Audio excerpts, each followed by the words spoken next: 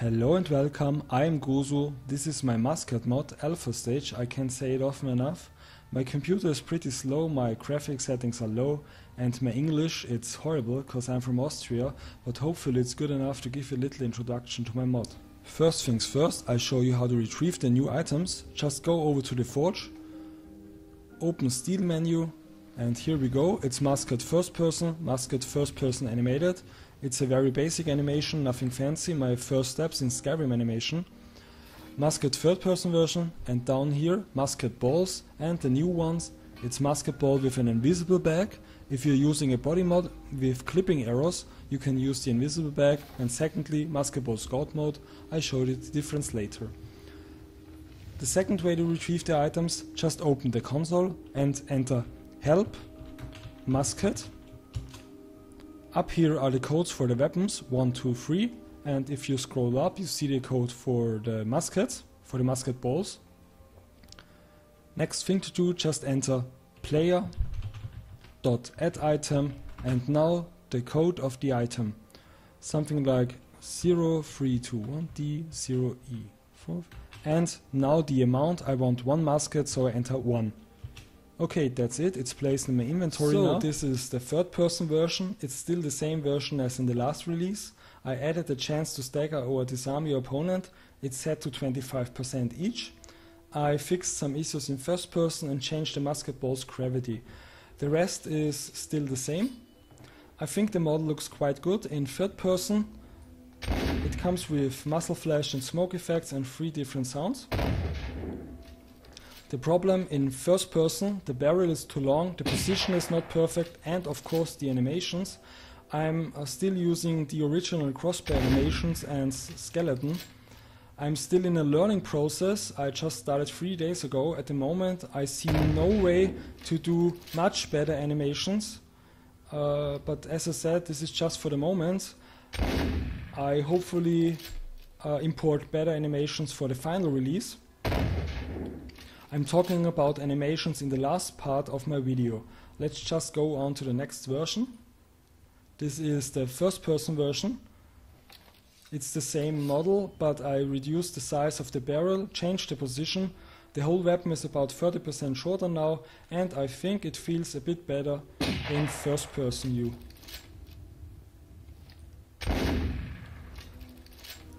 And finally, the first person animated prototype.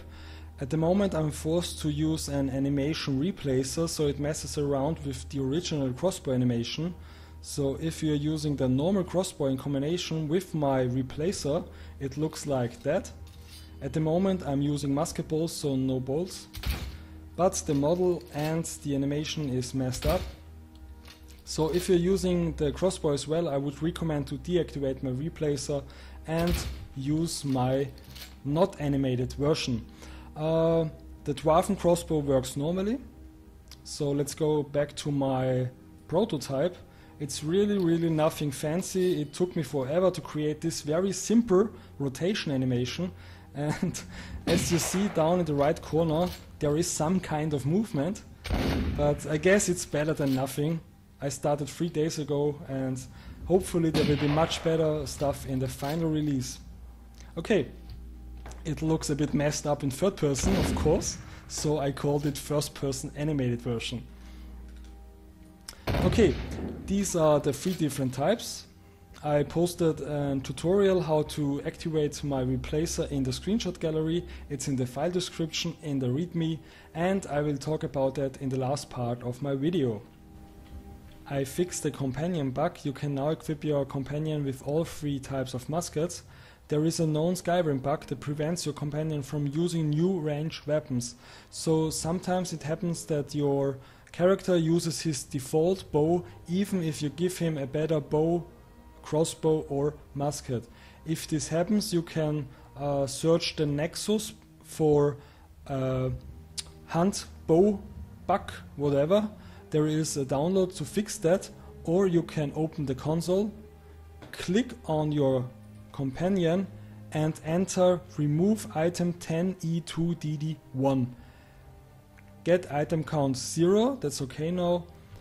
There is no hunting bow left, and now you can equip him with your musket.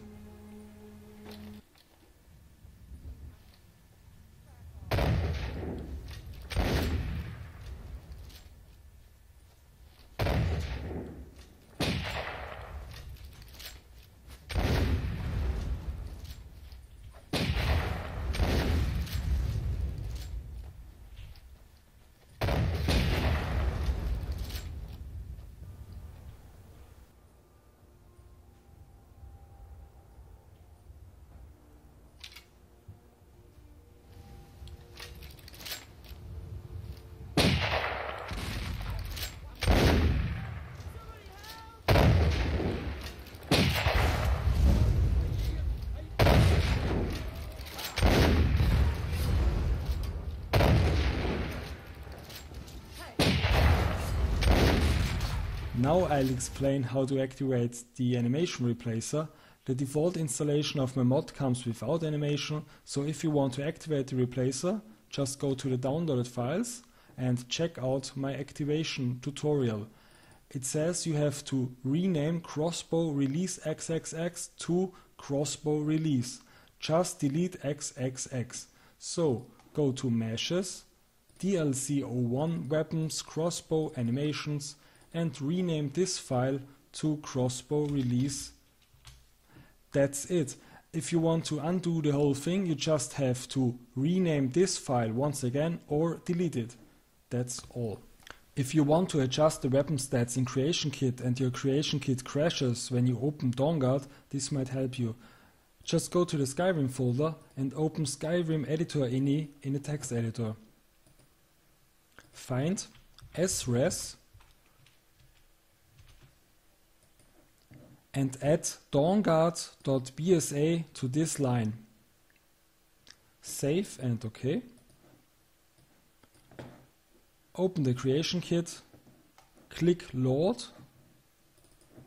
and select Dawnguard ESM and Musket ESP. Set Musket ESP to active file as well and press OK. Afterwards, in the object window, select All and enter Musket. So here are my Musket files. The most important ones are these three weapon forms. If you want to adjust the first person animated version, just double click. ID is not important. Here is the name. This is the enchantment. You can change it to none if you want to enchant it in-game, or select any other enchantment. Enchantment charge, the value of the weapon, and down here the most important values, it's weight, reach, speed. You can slow down the weapon to something more realistic, like 2 or maximum 3 shots per minute. So whatever, just choose 0.4. It will slow down the animation as well, so it might look weird in-game, especially in first person. You can speed it up as well to something like 1.2. That's dagger speed. Here is the crit damage. The normal damage, you can raise it to, let's say, 50.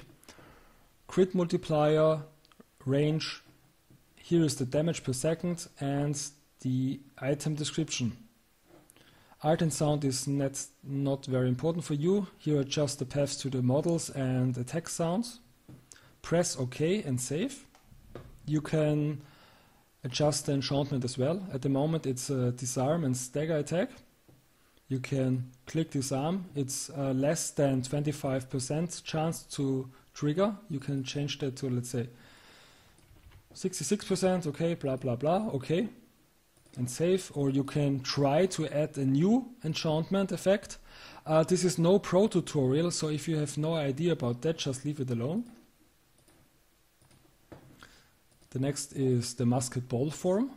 Here you can change the damage of the musket ball itself. Projectile file. You can change the speed of the projectile, the gravity. You can mess around with this value. The range, and the rest is not very important. I would recommend not to change the muzzle flash, it might crash your game. Same with the explosion, you can try to change the explosion, but I wouldn't recommend it, just leave it as it is. Okay, speed, gravity and range. Press OK, save, whatever. Here's the musket explosion, yeah, maybe this form. This is the explosion of the godlike musket balls.